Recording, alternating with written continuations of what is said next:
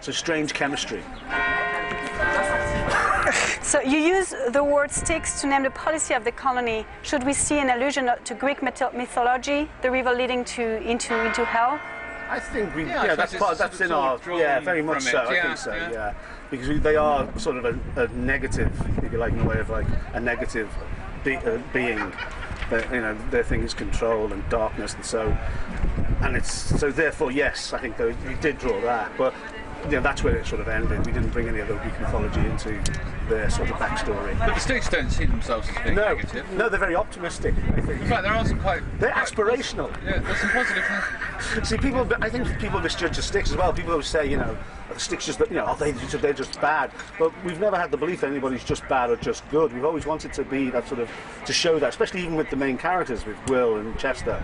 We wanted to show that they too could break down, and that it isn't all just, hero, villain. We were very conscious of that, weren't we, all the way through? And in that respect, we also feel that sticks do have aspects to them that could be benevolent if you went along with the ride.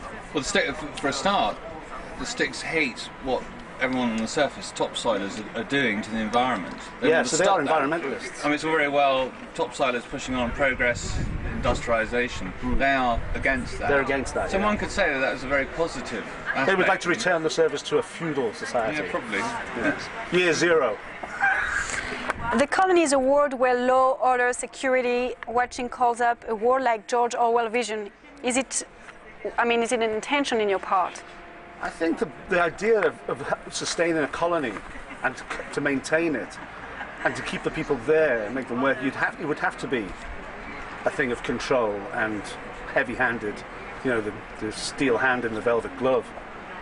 I think we were always sort of felt that there was some kind of cultish obsession is required for that. And of course there's the use of religion, the Book of Catastrophes, to so you have the word of law. How do young readers felt this inroad into the depth of the earth, where the darkness, oppression rise along the pages, and who adults feel differently apparently, which is a kind of sort of discomfort reading?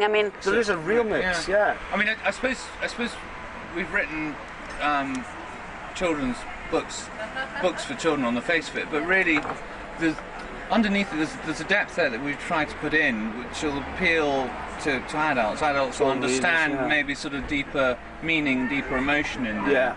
We've been accused of being quite brutal, quite vicious in terms of the action. Yeah. But I think and some have said maybe that's a little bit inappropriate for children. But on the other hand, if you as a younger reader you're caught up by the plot and you read it through at pace, maybe you'll just enjoy the story for what it is and the action, and you don't dwell on some of the more horrible. And that's the thing, and also then that's a great thing because it's like the experience we had ourselves when we were both avid readers as children. It's that sort of thing that when you reread a book years later that you'd read when you were like 10 or 11, and you realise there were depths in that book you hadn't even sort of connected with. You shouldn't realise.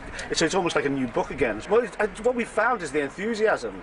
Is because what the adults click with is that sort of. I think a lot of them talk about that thing of the darkness or of the reality of life, if you like. Because one of the things we were always saying was we wanted it to be as real as possible and the effect on the characters.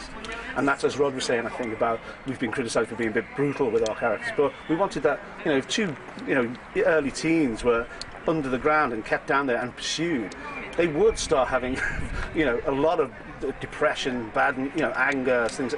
So we wanted to have that for real. We didn't want them to be unbelievable. I think the whole thing on stories like this is you can have the incredible happening and you can have these things underground, but you need reality at the same time, sort of coming back to the surface and having very, very normal human situations like Will's family, which is quite dysfunctional, and the mix of the two sort of makes it more credible. Yeah, and I think that's what adults click on, that they see that it's those sort of scenes are treated in a very realistic fashion, and they're not just up in the air. I think they come back to us with that.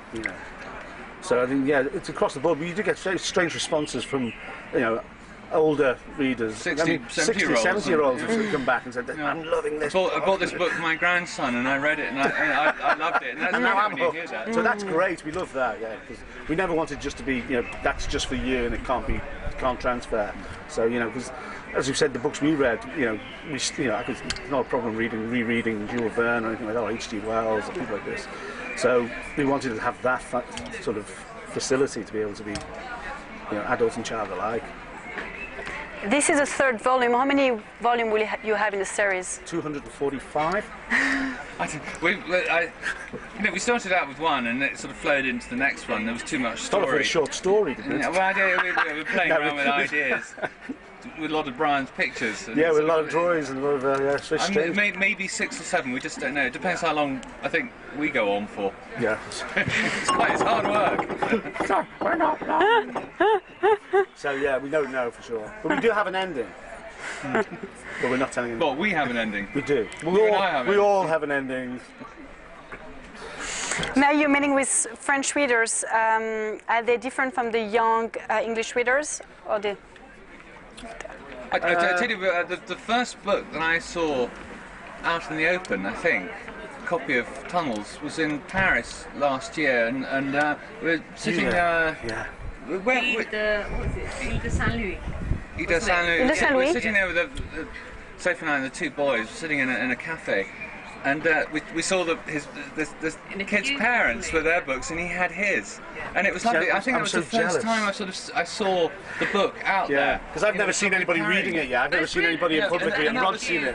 And that was just fantastic. My eldest son George was saying, "You've got to go and say hello to him. You've got to go and sign it for him." And I was sort of embarrassed, too shy. Hi, I didn't do it. You're enjoying that book? That was fantastic. Let me sign that for you.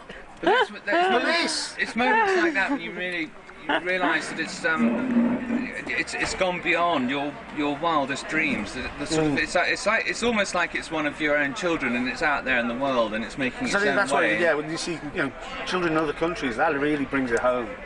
Actually, because it's that thing like, yes, we published a book in England and all that. So so when we see English kids reading, that's fantastic. But it really comes home to us, I think, just how big it is when children from foreign countries are. And of course, books we can't read because my French is awful.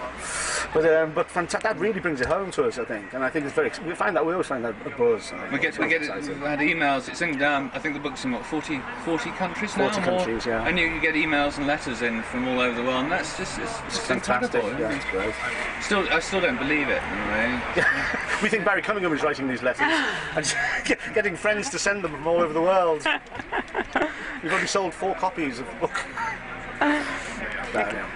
That's the last question. Could you tell us more about the first movie adaptation of Tunnels? Well, what we've heard so far, the 2 guys, Joel and Simon, who are known in the Swedes, they are Swedish, and they were Oscar nominated for a short film in '99 called Victor.